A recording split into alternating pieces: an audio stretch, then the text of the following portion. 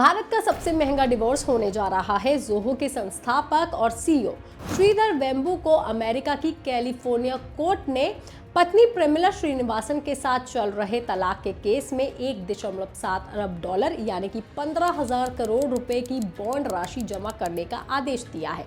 लेकिन इस डिवोर्स से सिर्फ पैसों का बंटवारा नहीं होगा, बल्कि जोहो कंपनी का भविष्य भी बदल सकता है।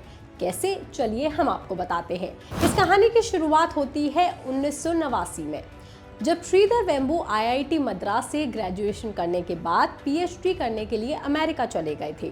पढ़ाई के बाद वहां 1993 में उन्होंने प्रेमिला श्रीनिवासन से शादी कर ली। इसके 3 साल बाद उन्होंने अपने साथियों के साथ एडविन नाम की कंपनी शुरू की, जिसे आज आप जोहो नाम से जानते हैं। जोहो एक निजी कंपनी है जिसमें 12,000 कर्मचारियों से भी ज्यादा लोग काम करते हैं और इसके 80 मिलियन यूजर दुनिया भर में हैं। लगभग 3 दशकों तक ये कपल कैलिफोर्निया में ही रहा था। इस दौरान उनका एक बेटा भी हुआ जिसे बचपन से ही ऑटिज्म था और वो बच्चा अभी 26 साल का है। वेम्बू ने 25 साल अमेरिका में ही रहकर अपनी कंपनी को चलाया और जोहो का बड़ा नाम बनाया। लेकिन साल 2019 में वो तमिलनाडु लौट आए और वो यहाँ से ग्रामीण विकास से जुड़े कामों में जुड़ गए और जोहो को चलाने लगे। और यहीं पर उनके और उनकी पत्नी के रिश्ते में दरार आने लगी। साल 2020 में उन्होंने अमेरिका के कैलिफोर्निया कोर्ट में तलाक की अर्जी दी। इनके तलाक के केस में बच्चे की कस्टडी से लेकर जोहो के शेयर्स और कपल की साझा संपत्ति को लेकर के लड़ाई चल रही है। हालांकि वेम्बू की पत्नी का आरोप है कि उन्हें और उनके विशेष जरूरतों वाले बेटे को वेम्बू ने छोड़ दिया है और जोहो की अहम संपत्तियां जैसे कि कंपनी के शेयर और बाकी चीजों को चुपचाप भारत में अपने भाई बहनों के नाम पर कर दिया है, ताकि कैलिफोर्निया के कानून के तहत उन्हें मिलने वाला हक कम हो जाए। कोर्ट फाइलिंग में प्रेमिला ने कहा कि मेरे पति ने न सिर्फ मुझे और हमारे बेटे को छोड़ दिया है, बल्कि अपनी प्रॉपर्टी को छिपाने के लिए और मेरी सबसे कीमती साझा संपत्ति को बिना बताए अपने परिवार के सदस्यों को ट्रांसफर कर दिया है, बिना मुझे बताए और बिना मेरी अनुमति के।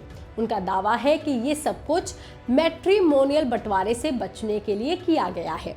वहीं श्रीधर वेम्बू ने इन सभी आरोपों को गलत बताया है। उनका कहना है कि उन्होंने कभी भी साझा संपत्ति में कमी नहीं की है और भारत आने का फैसला सिर्फ ग्रामीण विकास के कामों के लिए था।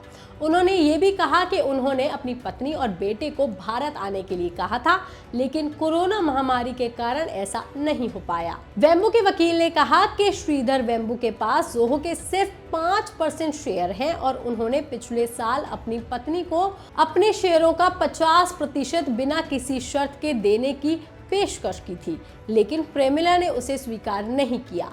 वकील का दावा है कि प्रेमिला का ये कहना है कि वेम्बू के पास 88% शेयर है, जो पूरी तरह से गलत है। अब अमेरिका की कैलिफोर्निया कोर्ट ने एक बड़ा फैसला सुनाते हुए पत्नी प्रेमिला श्रीनिवासन के अधिकारों को बचाने के लिए वेम्बू को 15,000 करोड़ रुपए का बॉन्ड जमा करने का आदेश दे दिया है। और अगर ये पैसा जमा होता है और इन दोनों पति पत्नी के बीच डिवोर्स होता है, तो ये भारत का सबसे महंगा डिवोर्स होगा। इस खबर पर, इस जानकारी पर आपका क्या कहना है, आप हमें कमेंट करके ज़रूर बताएं। बाकी तमाम खबरों के लिए आप देखते रहिए लोकमत हिंदी।